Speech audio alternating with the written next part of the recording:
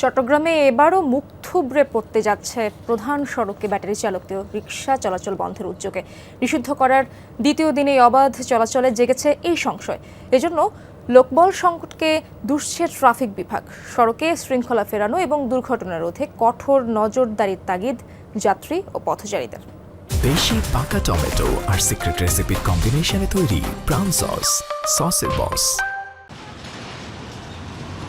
চট্টগ্রামের ব্যস্ততম tiger pass মোড়ে ট্রাফিক পুলিশের সামনেই দেদারসে চলছে ব্যাটারি চালিত রিকশা।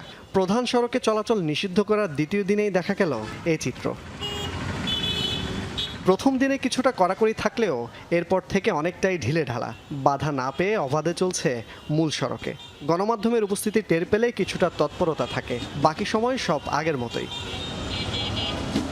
এমন পরিস্থিতির জন্য লোকবল সংকটকে দুষছেন মাঠ পর্যায়ে ট্রাফিক পুলিশরা। অন্যদিকে চালকরা দিচ্ছেন নানা অজুহাত। আরও ফোর্স বৃদ্ধি করে এটা কৌশলগতভাবে আমাদের হ্যান্ডেল করতে হবে। আমরা তো মেন রোডে উঠতেছি না, আমরা ভিতরে চাইতেছি, ভিতরে কি আমাদেরকে চালানোর জন্য। মেইন রোডে ওঠা নিষেধ এটা জানেন? জি, তারপরে আসা হচ্ছে কেন? এদিক দিয়ে বন্ধ তো, তাই এদিক দিয়ে ঘুরে আসতেছি। ভিড় তো বাড়াই দিছে, এই জন্য এখান দিয়ে আসতে হয় বাধ্যতামূলক। ম্যানেজমেন্টে এখনো অনেক প্রবলেম রয়ে গেছে, ম্যানেজমেন্ট এখনো ঠিক হয় নাই বলেই আমাদের এইগুলা করতে হচ্ছে আর কি। এখনো মেন রোডে যাওয়াটা নিষেধ আমরা জানি, কিন্তু আমরা তো সবাই তো যাই না মেন রোডে। যথাযথ নজরদারির অভাবে এর আগেও প্রধান সড়কে রিকশা চলাচল বন্ধের ঘোষণা বাস্তবায়িত হয়নি। এবারও এই উদ্যোগ মুখ থুবড়ে পড়ার উপক্রম।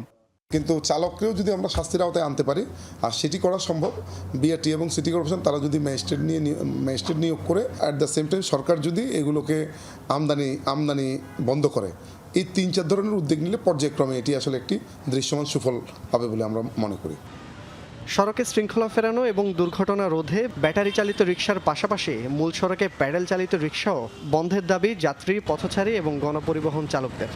ওরা কিছু না দেখে হুট করে ডানে চাপাই দেয়, নাহলে বামে চাপাই দেয়, তো এই ক্ষেত্রে একটা অ্যাক্সিডেন্ট হওয়ার সম্ভাবনা থাকে। মেন রোডে চলার কোনো অনুমতি নাই, ঠিক আছে। এরা এই আইনগুলো মোটো ফলো করে না এবং এরা খুব বেপরোয়া গাড়ি চালায়। এটা মেন রোডের চলাটা, এটা আমি মনে হচ্ছে রিস্ক হয়ে যায় সবার জন্য, আমাদের সাধারণ জনগণ যারা আছে ওদের জন্য রিস্ক। জনগণের নিরাপত্তার জন্য বন্ধ করা দরকার। রোড শৃঙ্খলা মানে না কোনো কিছু, আর এগুলোর কোনো ব্যালেন্স নেই, যে কোনো সময় অ্যাক্সিডেন্ট করতে পারে। জুবায়েত ইবনে শাহাদাত, যমুনা নিউজ, চট্টগ্রাম।